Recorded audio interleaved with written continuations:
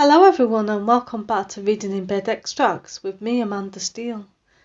Today I'm going to be reading a book that I've very kindly had sent to me by the publisher Legend Press. So the book is called The Double and it's by Anne Gosling, so I'll start by reading the blurb.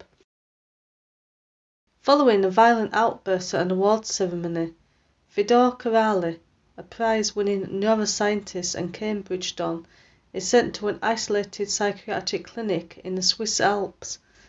When the clinic's director, Anton Gessen, tries in vain to unearth the missing pieces of Fedor's life, he suspects his reluctant patient is not who he appears to be. After one of the patients at the clinic goes missing, Gessen has reason to doubt Fedor's self-proclaimed innocence. But what is he hiding, and who might be next? Chapter 1. Roseborg Castle, Copenhagen, Denmark, 22nd of October 2008. When a man in ceremonial dress announced his name, Fedor rose from his seat and approached the stage. Polite applause and a blaze of flashbulbs accompanied his journey up the steps.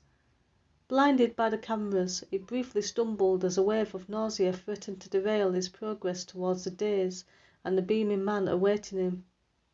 Having rushed to the airport to catch his flight to Copenhagen, and too nervous to eat, he'd consumed nothing since breakfast. That single whisky on the plane to calm his nerves had left a burning sensation in his gut. The big day had come, the pinnacle of his career. Yet here he was, unsteady on his feet and afraid of passing out. His Royal Highness, the Crown Prince of Denmark, resplendent in gold epaulettes and a blue silk sash, smiled at him as he approached the dais. He touched his breast pocket to make sure he hadn't left his notes on the kitchen table. Winner of the Sogard Prize for Excellence and Innovation in Neuroscience. Quite a feather for his cap. Perhaps next year it would have been a Nobel. With his name in the history books, no one would doubt him then. In the great hall, where the air was thick with the odour of too many bodies, he found it difficult to breathe. But he remembered to smile as the Crown Prince placed a gold medal around his neck, and a brass plaque was thrust into his arms. They shook hands and together turned towards the rows of heads, faceless in the muted lights, while the media pack snapped away in a frenzy of popping flashbulbs. "Over here! Give us a smile!"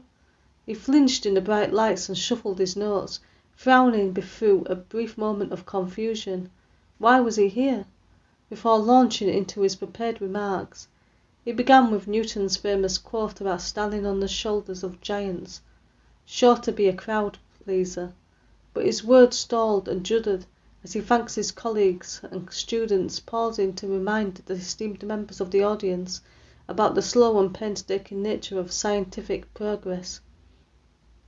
One step forward, 2 steps back.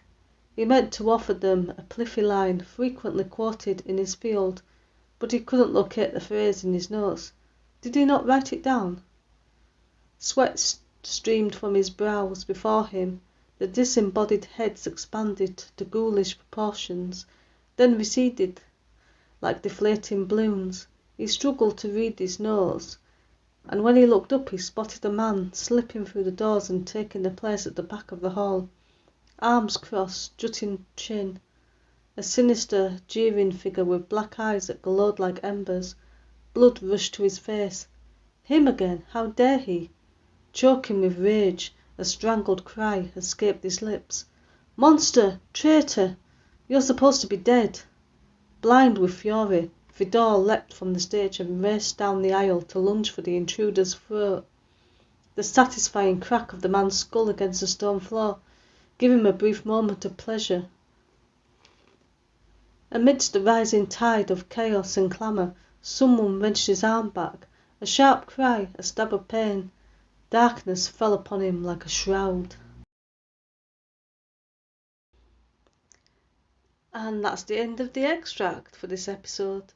So if you like the sound of that book, I'll post a link so you can find out where to buy it, and I'll also post a link so you can find out more about the author.